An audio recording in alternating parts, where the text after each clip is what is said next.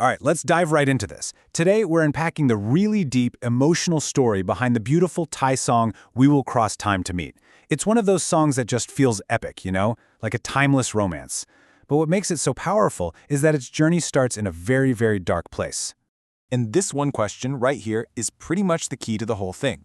It sets up the central theme, this belief in a connection that's so strong it just defies logic, distance, and even time itself.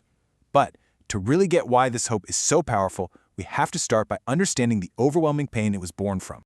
So this song doesn't start with a beautiful, hopeful prayer. Nope, it starts at absolute rock bottom. The narrator kicks things off by showing us a world that has lost all its color, all its meaning, and pretty much all hope. Wow. I mean, this line is just incredibly raw, isn't it? It immediately tells you everything you need to know about the narrator's despair. This isn't just, feeling sad. This is a pain so complete, so all-consuming, that the very act of living, of breathing, feels unbearable. The lyrics just paint such a bleak picture. The narrator feels like they're literally drowning, living in total darkness.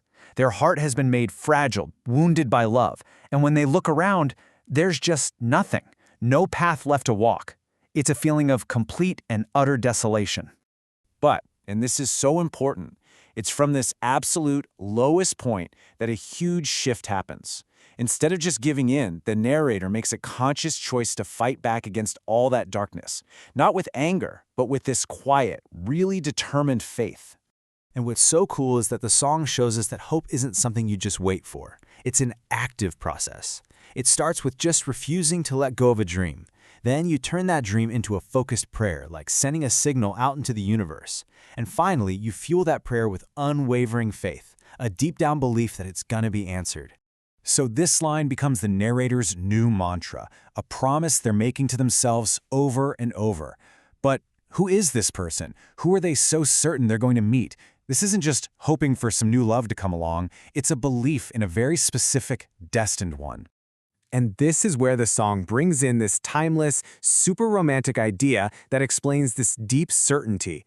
It's the idea that the person they're looking for isn't actually a stranger at all, but a missing piece of themselves. This is such a beautiful concept, right? It totally reframes the entire search.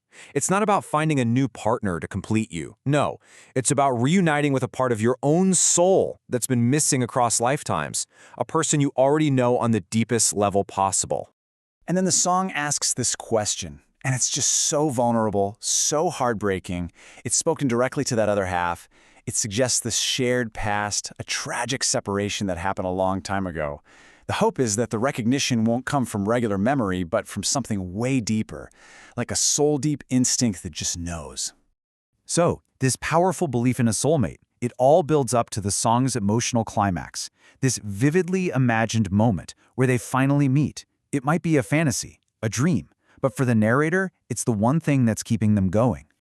The song lays out this really stark contrast here. In reality, the narrator's life is dark, there's no path forward, but in the dream, they're finally on a path, and it's crossing with their soulmates.